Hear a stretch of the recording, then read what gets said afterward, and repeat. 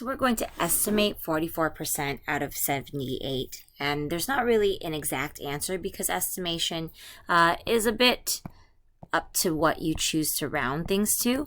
So one option I could have is that 44% is very close to 40%. And I could look up 40% of, and 78 is very close to 80.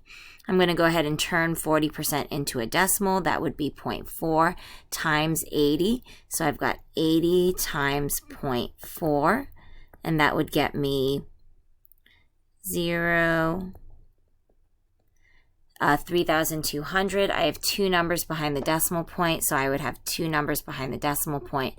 So that would get me 32. Another way that I could look at this is I could look at 44% and think that that's very close to 50%.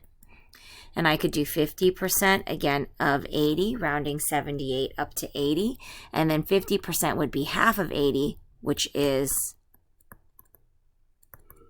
40. So both of those could technically be estimates of that problem.